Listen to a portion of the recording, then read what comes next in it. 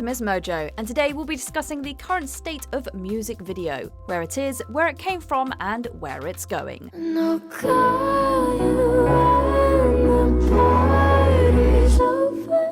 The music industry retains many diverse markets in an effort to appeal to all demographics. The youth, however, remains that industry's central focus. Everything will be alright if we just keep dancing like we Youth culture has driven how the music industry advertises, how it innovates, and where it funnels its financial resources. Record companies have, historically speaking, dumped a lot of promotional funds into the medium of music video. Yet today's climate is much different than the MTV-focused landscape of yesteryear. YouTube, TikTok, and previously Vine videos now take up a lot of that propagative real estate when it comes to selling the latest song. Typha's a beauty influencer. Well, she had a following pretty much ready to go. She's got brand sponsorships, the work. She's savvy. So, how did we get here? This history of music video actually predates the 1980s, although it was that latter decade that undoubtedly saw this format achieving its greatest commercial importance and success. The MTV revolution essentially demanded that every artist, both new and old, get on board with music video, whether they liked it or not.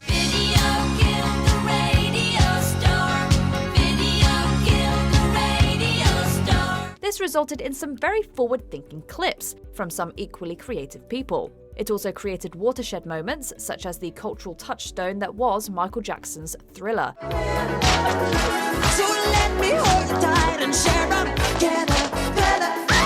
Said simply, music videos drove the market. These mini-movies often contained their own unique narratives and served as tools to promote the latest single and album releases, and many artists who would make a mark in TV or movies often got started with music videos.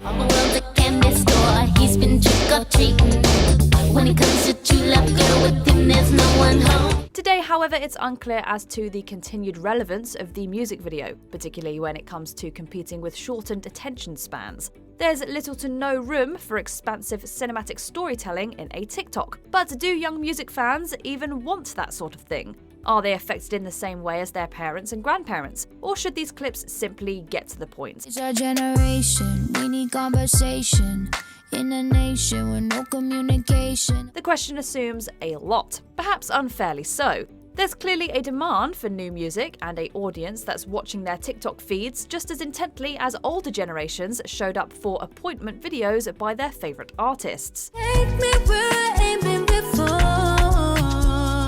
Can you blow my mind? Many artists of today have eschewed traditional forms of music videos altogether and have instead embraced visualizers or lyric videos. There are a number of reasons for this, from simple financial economics to the artistic liberties that can be taken with regard to visuals. I can't be close to you. I settle for the ghost of you. Comparisons can then be made to the long-form narrative videos that we're used to, only with a more abstract and immediate way of connecting with an audience. Additionally, lyric videos may arguably better convey an artist's intentions, as they lack the filter of a director reinterpreting a song's meaning. Anxiety, keep on trying me. I feel it quietly, trying to silence me. This more direct approach can build a bridge between that performer and those listening on the go or at home. See it in my eyes, how they never lie, just a little bite. How you dreaming? There will always be those larger-than-life celebrities that retain enough clout to make music video production feel worth it for a label or company. Taylor Swift, Beyoncé, and Lady Gaga all come to mind. With the whole thing dance, now you're both in a trance. It's time to cast your spell on the night. Younger bands or artists might also utilize the medium in order to capture a certain moment within the cultural zeitgeist. Or perhaps to simply go viral, for lack of a better term. Got me A1, sauce please. These heifers got nothing on me. Stakes high, need a side of colored greens. Modern artists such as Doja Cat, Olivia Rodrigo, and Lil Nas X all achieved success via TikTok before graduating to the big time. And it was a combination of music and visuals condensed and distilled down to sip-sized moments that allowed them to break through into the mainstream. Ain't nobody tell me nothing. You can't tell the same time, many modern industry professionals maintain that traditional music videos have not died out, but instead might represent a future renaissance, perhaps based in nostalgia. Kids who were born as internet natives cannot remember a time when MTV was the arbiter of music taste. It was interactive. Fans felt like they had a say.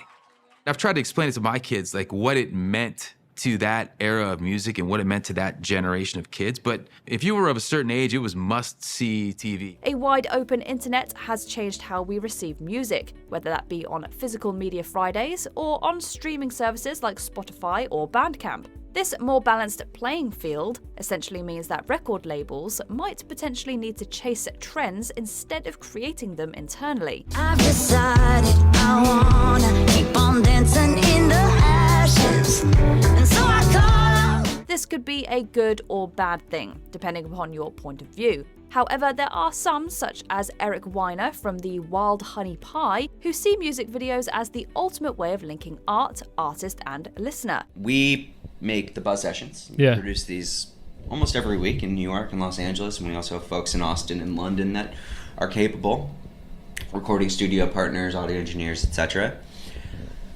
But these folks are all excited to make official music videos as well and branch out of just the session formula. He told Fast Company in 2024 about how, in his opinion, the connection that you have with that artist, their music, and their personality is just a totally different beast when there's a visual component that has a style and story. Those same streamers likely remember a period of their youth when music videos made a huge difference in their decision to buy a record. That tie into nostalgia essentially means that record labels aren't going to be abandoning music videos for their artists anytime soon.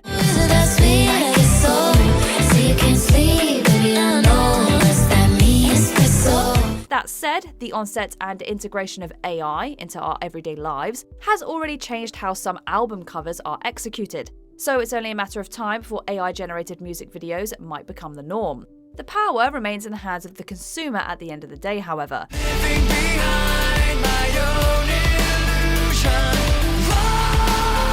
Speaking and voting with one's money is the ultimate way of ensuring that the record industry understands how fans see the current landscape, what they want, and perhaps more importantly, what they don't want. So ultimately, it's up to the music fan to determine the video's eventual fate.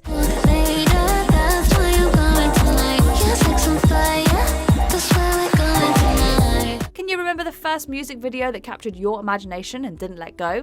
Which modern artists utilized the music video medium best in your opinion? Let us know in the comments. Say, what are you waiting for?